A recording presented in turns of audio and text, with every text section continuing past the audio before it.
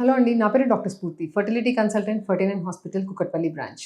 So ఈరోజు evaluation of male infertility అనే topic గురించి డిస్కస్ చేద్దామండి. అంటే మేల్ ఇన్ఫర్టిలిటీకి ఎటువంటి టెస్ట్లు ఉంటాయి డయాగ్నోస్ చేయడానికి అండ్ ఎవరెవరికి చేస్తాము అనే దాని గురించి మాట్లాడదాం. సో నార్మల్గా మేల్స్ అంటే ఫీమేల్ మేల్ రేషియో చూసినప్పుడు males are equally responsible for infertility అని. అంటే 50% కాజెస్ ఫీమేల్లో ఉంటుంది, 50% మేల్లో ఉంటాయి. సో ఈ మేల్ ఇన్ఫర్టిలిటీని ఎలా డయాగ్నోస్ చేయాలి అంటే ఫస్ట్ ఒక డీటెయిల్ హిస్టరీ అండి. హిస్టరీలోనే మనకి చాలా ఇష్యూస్ అనేవి బయటపడతాయి. అంటే పేషెంట్ ఆక్యుపేషన్ ఏంటి, పేషెంట్ వాళ్ళ డే టు డే యాక్టివిటీస్ అంటే లైఫ్ స్టైల్, ఈ అంత హిస్టరీ తీసుకున్నప్పుడు మనకు అందులో ఏమైనా లైఫ్ స్టైల్ ప్రాబ్లమ్స్ ఉన్నాయా, ఇంకేమైనా ఆక్యుపేషన్ రిలేటెడ్ ప్రాబ్లమ్స్ ఉన్నాయా అనేది కూడా తెలిసిపోతుంది. సో అలానే ఏమైనా జెనెటిక్ ఇష్యూస్ ఉన్నాయా, ఫ్యామిలీలో ఎవరికైనా హిస్టరీ ఉందా అనేది చూసుకోవడం కూడా చాలా ఇంపార్టెంట్, ఏదైనా జెనెటిక్ కాజెస్ రూల్ అవుట్ చేసుకోవడానికి. సో ఒక detail history and examination, regular detail examination, local examination చేస్తారు. సో లోకల్ ఎగ్జామినేషన్ చేసినప్పుడు టెస్టిస్ సైజ్ ఎలా ఉంది, వాల్యూమ్ ఎలా ఉంది అనేది చెక్ చేసుకుంటారు. ఇంకా వెరికోసీల్ లాంటి ప్రాబ్లమ్స్ ఏమన్నా ఉన్నాయా అనేది మనం చెక్ చేసుకోవచ్చు. సో ఇదంతా అయిన తర్వాత నార్మల్గా height, weight, general examination, local examination అంతలో మనకి ఇష్యూస్ అన్నీ కొన్ని బయటపడతాయండి.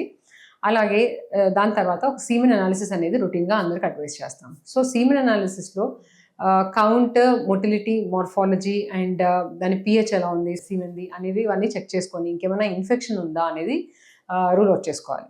సో ఈ పారామీటర్స్ అన్ని నార్మల్గా ఉన్నప్పుడు మేల్ జనరల్గా ఇంకా వేరే అడ్వాన్స్ టెస్ట్లే ఇంకేం అడ్వైస్ చేయనండి. ఒకవేళ ఈ పారామీటర్స్లో ఏమైనా తేడా ఉన్నప్పుడు, లేదంటే పేషెంట్ హిస్టరీ చూస్తే కొన్ని ఎక్స్ట్రా టెస్ట్ అనేవి కూడా అడ్వైస్ చేస్తాం. సపోజ్ ఎస్పెషలీ సీమెన్ అనాలిసిస్ ఇచ్చినప్పుడు కౌంట్ అనేది చాలా తక్కువగా ఉంది, లేదంటే 0 ఉంది అన్నప్పుడు కొన్ని హార్మోనల్ టెస్ట్ కూడా అడ్వైస్ చేస్తాం అండ్ అలాగే కొన్ని స్కాన్స్ అనేవి కూడా అడ్వైస్ చేస్తాం.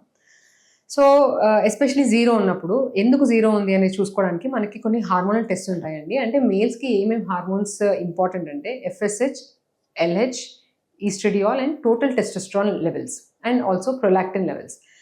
సో ఈ హార్మోన్స్లో ఏదైనా ప్రాబ్లం ఉంది అన్నప్పుడు మనకి కాజ్ ఫర్ అజూస్పర్మియా అనేది బయటపడుతుంది.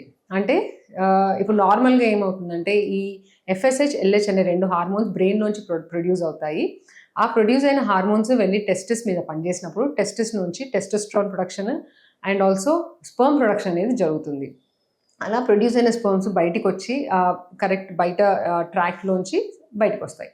సో ఎక్కడైనా ఇష్యూస్ ఉన్నప్పుడు మనకి ఆ స్పర్మ్ కౌంట్ అనేది 0 వచ్చే ఛాన్స్ ఉంటుంది, ఆర్ మరీ తక్కువగా ఉండే ఛాన్స్ ఉంటుంది. ఎప్పుడైతే ఈ బ్రెయిన్ నుంచి అసలు సిగ్నల్సే సరిగా వెళ్ళట్లేదు అన్నప్పుడు మనకి ఈ FSH, LH అనే హార్మోన్స్ చాలా తక్కువగా ఉంటాయి. అలాగే టెస్టోస్టెరాన్ అనే హార్మోన్ కూడా చాలా తక్కువగా ఉంటుంది. అలా ఉన్నప్పుడు హైపోగొనాడోట్రోపిక్ హైపోగొనాడిజం అని డయాగ్నోస్ చేసి దానికి తగ్గట్టు హార్మోనల్ ఇంజెక్షన్స్ అనేవి ఇవ్వడం జరుగుతుంది.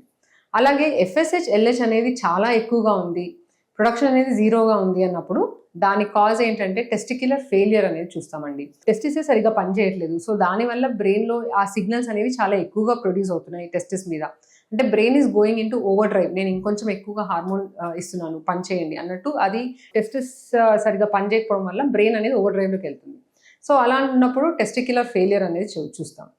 సో అలా కాకుండా ఒకసారి హార్మోన్స్ అన్ని ఒక్కొక్కసారి నార్మల్గా ఉంటాయి అండ్ స్పర్మ్ శాంపుల్ ఇచ్చినప్పుడు కౌంట్ అనేది ఒక వాల్యూమ్ అనేది చాలా తక్కువగా ఉంది, లేదంటే ఇంకా స్కాన్ చేసినప్పుడు ఏదైనా బ్లాక్లా ఉంది అన్నప్పుడు అది అబ్స్ట్రక్టివ్ అజూస్పర్మియా అని డయాగ్నోస్ చేస్తాం. సో ఇలా అబ్స్ట్రక్టివ్, నాన్ అబ్స్ట్రక్టివ్ అజూస్పర్మియాస్కి మనకి హార్మోనల్ టెస్ట్తోని మనకి ఇష్యూస్ అనేవి బయటపడతాయి. అలాగే ప్రొలాక్టిన్ అనే హార్మోన్ కూడా నార్మల్ స్పర్మటోజెనసిస్కి చాలా ఇంపార్టెంట్ అండి. ఒకవేళ అది చాలా ఎక్కువగా ఉంది అన్నప్పుడు కూడా హైపర్ ప్రొలాక్టినిమియా అంటే దాని కాజ్ ఏంటనేది చూసుకొని దానికి తగ్గట్టు ట్రీట్మెంట్ ఇస్తే ప్రొలాక్టిన్ హార్మోన్ అనేది నార్మలైజ్ అయినాక ఒక్కొక్కసారి స్పర్మ్ ప్రొడక్షన్ కూడా బెటర్ అవుతుంది. సో అలా కాకుండా ఒక్కొక్కసారి కొన్ని స్కాన్స్ అడ్వైస్ చేస్తాము, స్క్రోటల్ డాప్లర్ అని, లేదంటే ట్రస్ అని, ట్రాన్స్ రెక్టల్ అల్ట్రాసౌండ్ అని. సో ఈ రెండిట్లో కూడా ఒక్కొక్కసారి ఏమైనా వెరికోసీల్ లాంటి ఇష్యూస్ ఉన్నా ఈ స్క్రోటల్ డాప్లర్లో బయటపడుతుంది. అలాగే వాస్ డిఫరెన్స్ ఏదైనా ఎజాక్యులేటెడ్ డక్ట్ అబ్స్ట్రక్షన్, లేదంటే వాస్ డిఫరెంట్ యాబ్సెన్స్ ఉన్నా కూడా అంటే లేకపోయినా సరిగ్గా మనకి ఈ స్కాన్స్లో బయటపడతాయండి. సో దీనివల్ల కూడా మనకి నెక్స్ట్ ట్రీట్మెంట్ ఆప్షన్స్ ఏంటి అనేది డయాగ్నోస్ అంటే పేషెంట్కి కౌన్సిల్ చేయడంలో ఇంపార్టెంట్గా ఉంటాయి.